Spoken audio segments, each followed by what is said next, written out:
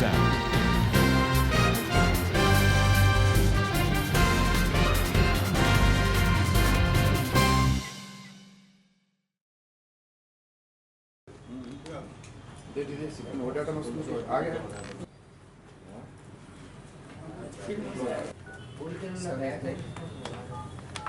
మరి గత 2 సంవత్సరాల క్రితం విశాఖ మహానగరంలో అత్యంత దారుణంగా కిరాతకంగా చాలా ఎప్పుడు కనీవిని ఎరిగిన రీతిలో అనూష అనేటువంటి హిజ్రాని హత్య చేయబడినటువంటి సంఘటన విశాఖ సౌత్ కాన్స్టిట్యున్సీలో 29వ వార్డులో జరిగినటువంటి సంఘటన రాష్ట్ర వ్యాప్తంగా కాదు దేశవ్యాప్తంగా కలవరపరిచింది.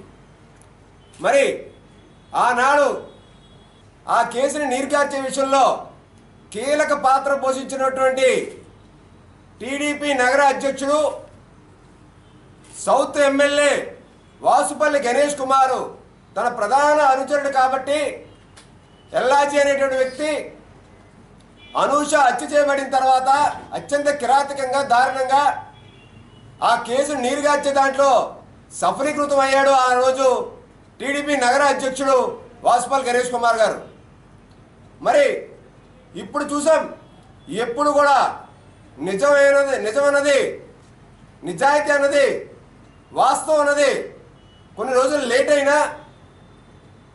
లేట్గా వచ్చినా వాటికి శిక్ష తప్పదనేటువంటిది ఇవాళ ఖచ్చితంగా నిగ్గు తేలింది. అనూషాది హత్య అని చెప్పి కొత్తగా వచ్చినటువంటి కమిషనర్ ఆఫ్ పోలీస్ యోగానంద్ గారు మళ్ళీ ఆ కేసుని ఇవాళ పునర్విచారణ చేసి దోషులు శిక్షించే దాంట్లో ఎల్లాజీని 24 గంటల ముందర అరెస్ట్ చేసి రిమాండ్కి పంపించడం కూడా జరిగింది.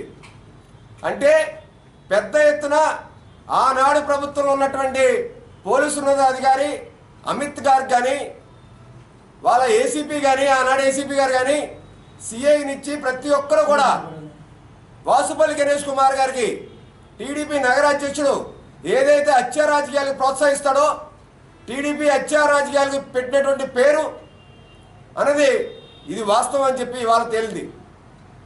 ఇవాళ మేము ఒకటే చెప్తా ఉన్నాం, ఎల్లాజీ అన్నవాడు 29వ వార్డు టీడీపీ వార్డు ప్రెసిడెంట్.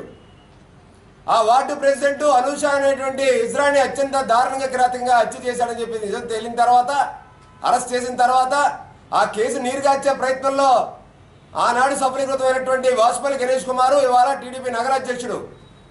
మేము ఇవాళ హత్యా రాజకీయాలు ప్రోత్సహించేటువంటి చంద్రబాబు నాయుడు గారిని ఒకటే డిమాండ్ చేస్తూ ఉన్నాం, మీరు వాసుపల్లి గణేష్ కుమార్ గారిని పార్టీ నుంచి సస్పెండ్ చేసి ఎమ్మెల్యే పదవి నుంచి బర్తరఫ్ చేస్తారా లేదా అని చెప్పి ఇవాళ వైఎస్ఆర్ కాంగ్రెస్ పార్టీ తరఫున డిమాండ్ చేస్తా ఉన్నాం.